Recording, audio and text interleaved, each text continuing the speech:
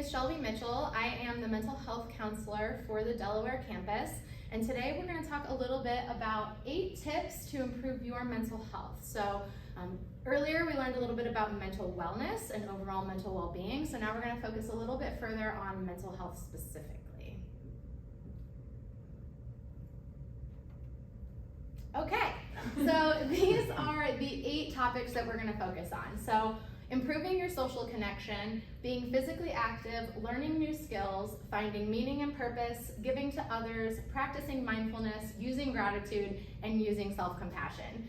Not all in that order exactly, but all of these are really important tips when we're thinking about how we can improve our mental health.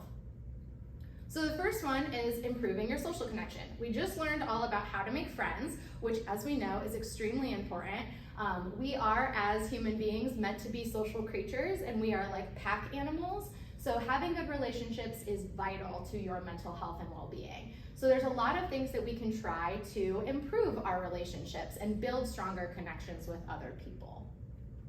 So the first thing we want to try is maybe arranging a day to hang out with people that we haven't talked to or seen in a really long time. We may also want to talk about how to use healthy boundaries and healthy communication.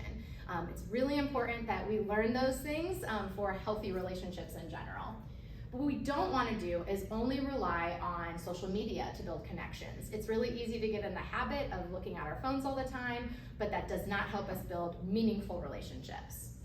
Number 2, we want to focus on giving to others. There's a lot of research that shows the more that we give back to other people, we actually improve our mental wellness and well-being. So it creates positive feelings and a sense of reward, gives us a feeling of purpose and self-worth, and helps us connect to other people. So it kind of ties 1 and 2 together. So how can we give to others? What are some tips that we have? Volunteering is a really good way to give back.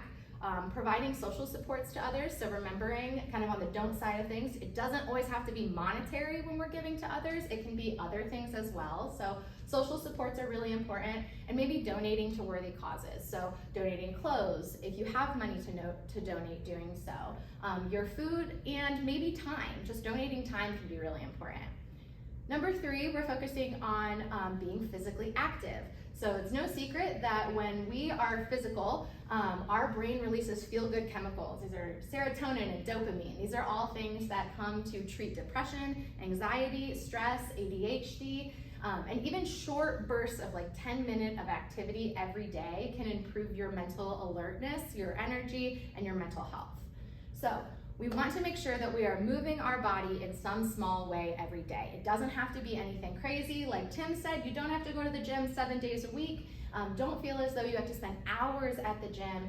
It's best to find activities that you enjoy, that you can make a part of your everyday life. So try to take a moment when you are exercising and kind of take a break from the hectic part of your day, which means practicing mindfulness.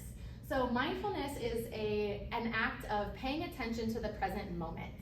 So paying more attention to improve your mental well-being. That includes paying attention to your thoughts, your feelings, your body, the world around you. Mindfulness-based treatments have actually shown to really reduce symptoms of depression and anxiety. So a couple of things that you can try. We want to start small. Again, similarly with exercising, we're not going to sit here and practice all the time, all day, every day. But start small. There's no right amount of time to do so. Making it a habit, trying different kinds like guided meditation, relaxation techniques, and deep breathing. What we don't want to do, we don't want to avoid technology. Technology is a really helpful tool to practice mindfulness. There's lots of really good apps out there. Number 7, we want to learn new skills. So even if you don't feel like you have enough time, it's really important that we are feeling a sense of learning new things. It will also help us learn a sense of like purpose and meaning in our life. So there's lots of ways that we can try to learn new things or bring new ideas into our life. Some of the things we can try are setting realistic expectations for ourselves before we begin. So consider keeping a record of your progress, of how you've learned new things and how you've progressed through that journey, finding new things that you would like to consider and that you would find fun. Don't pressure yourself with lofty goals. Don't force yourself to do things that you don't like, and try to avoid perfectionism. This is a really big one because it often leads to frustration. Number 6, we want to try our best to use gratitude. There is so much research that shows that gratitude is basically associated with greater levels of happiness. It helps us feel all of our emotions. It helps us relish in good things that we've experienced. It improves our mental health, our physical health, helps us deal with adversity, and it helps us build resilience and relationships. So some of the ways that we can practice gratitude, we can try it for at least 3 weeks and then decide if it works for you. So no need to just jump in and do it all the time. Try to find a healthy balance that works for you. So whether you fill a page a day or write one sentence the next day, that's okay. Try not to overdose on gratitude. Don't do it too much. We want it to feel genuine. And don't use gratitude to avoid a serious problem or to minimize what's going on in your life.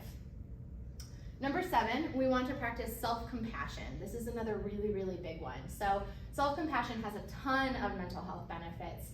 Just simply allowing ourselves to be human beings and make mistakes and feel our feelings can be really big. For some people, self-compassion comes really easily. For other people, it's very difficult and it's a skill we have to learn, and that's okay. It's very learnable. So self-compassion really entails being understanding towards ourselves, validating our own emotions, and feeling compassionate for ourselves. It recognizes that we are human, that we struggle, that we have imperfection. That's part of being a human being. What we don't want to do is self-compassion. Self-compassion is not self-pity, it's not self-indulgence, and it's not based on evaluators, so we don't want to compare ourselves to other people. Number 8, finding purpose and meaning. So again, when we're learning new things, we maybe are looking towards things that we can find purpose and meaning in our life. All too often we assume that activities and tasks are meaningless, when in reality, maybe we can find that this thing is helpful in keeping us going and helping us find what we're truly meant to do. So we want to explore our interests. We want to consider maybe some injustices that bother us that maybe we can advocate for. We can discover what we love to do.